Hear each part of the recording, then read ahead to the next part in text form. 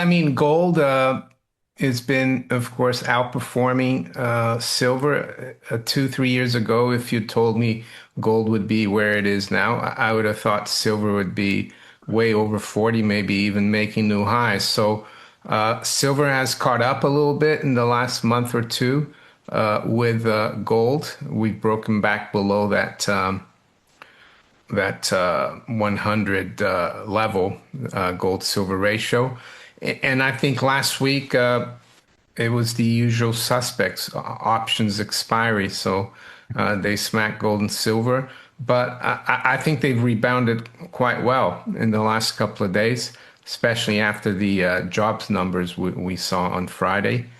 I think gold, yeah, we reached that 3,500 level back in April. So we've been consolidating basically between 32 and 3,400.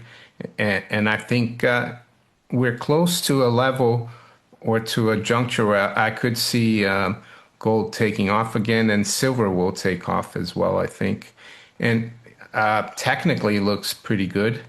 What will cause it is difficult to say. Could be the economy, could be Trump and his fight against Jay Powell. I heard he's going to nominate the new chairman, I think very soon this week or something, even though they can only take over in May.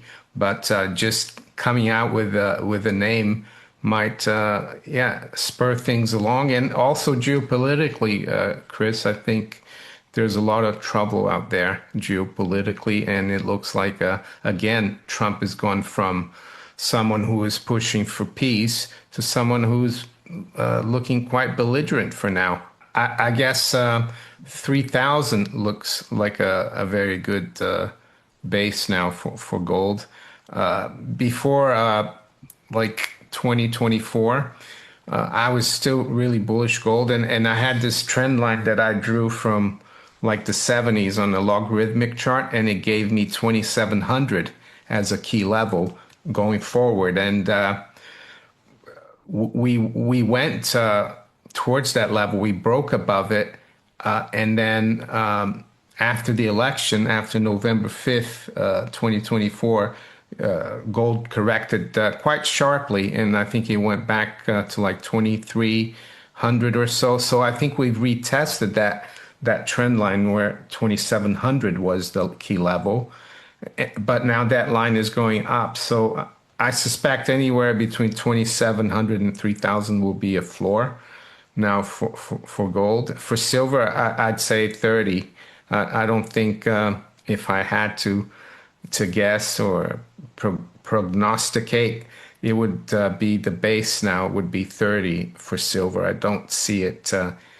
I mean, you never know with the bullion banks, they can try and do anything, but I think it's getting harder and harder for them to throw paper at the market, mainly because countries like China, they need the real thing like you have on behind you there. They don't need paper, they need real silver to develop their infrastructure. I mean, they have a huge country, a huge economy, and they're growing and they need a lot of silver. So I think the paper boys are going to be in trouble. They need to run for the hills and cover their shorts. I've spoken with Eric Young, King Kong, and he's done a lot of research on the EFP Hmm. situation. And yes, it's hedged against the EFP, exchange for physical, on the LBMA. But at the same time, it's almost as if they're not really trading physical. EFP stands for exchange for physical. So, yeah, they might be hedging, but they're hedging paper. They're not really hedging real physical silver. And I think that's the problem. And I try to, I mean, just keep an eye on price and technicals.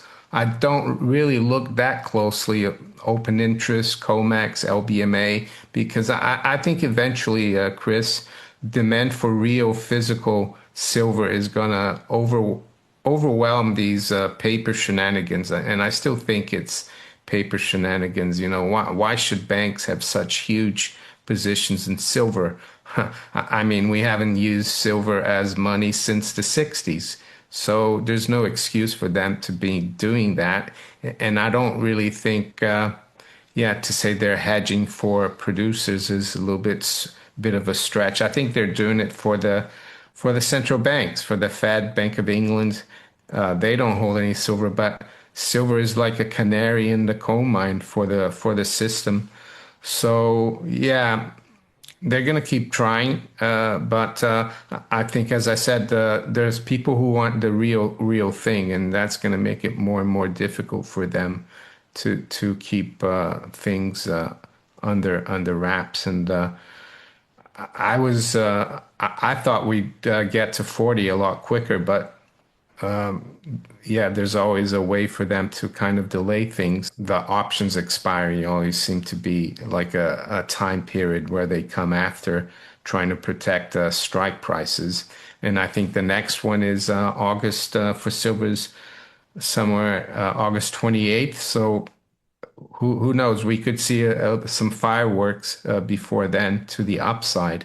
I think a lot of people think that believe that there's not that much gold left at Fort Knox. That the reason Nixon closed the gold window is because most of the gold was gone.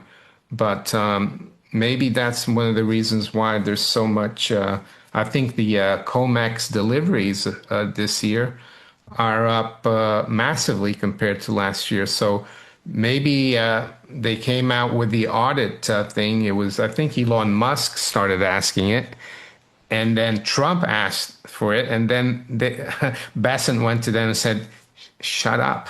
We can't. We need to get the gold first before we can do an audit." So maybe it's the U.S. government that's taking all the physical out of COMEX, or there's a lot of physical gold going into the U.S. as well, late last year and early this year. So who knows? But yeah, like you said, that's gone off the radar. The audit. I guess now they're trying. You know, they said a lot of things that is they're trying to get off the radar. I'm not gonna get into that guy who Jeffrey, the Jeffrey guy. I think one of the reasons the dollar is coming down, and I haven't heard many people speak about this, and I could be wrong, someone might want to correct me, is that if you impose tariffs on imports, and I say that because Trump seems to think that the tariffs are on the countries that sell this stuff, and it's not. But if you do that, you're going to cut out a lot of the foreign trade that the U.S. does. And what that's going to do, that means, foreigners are not going to be receiving as many dollars as they used to, because they're not going to be selling as much to the U.S. So what happens there, Chris, is that they will have less demand for treasuries and dollars. So I think that's what the dollar index is forecasting, that yeah, the U.S. is going to become a lot more autarkic. That's a strange word, but it means that you are more self-sufficient. And if that happens, why will countries need to use the dollar, right? Because America is going to close its doors to foreign goods. I think that's one of the reasons. But and I think that they're also trying to weaken the dollar. Like you said, Trump said he likes the sound of a strong dollar, but he said we make a hell of a lot more money with a weak dollar. So yeah, so that's what's going on, and I think. And it's true that that's the only reason the U.S. has been running a huge trade and current account deficit, because the dollar is too strong. But at the same time, he wants the Fed to cut rates down to one. That would yeah, that would probably do the trick, because if anything, the dollar should be going up in this year, because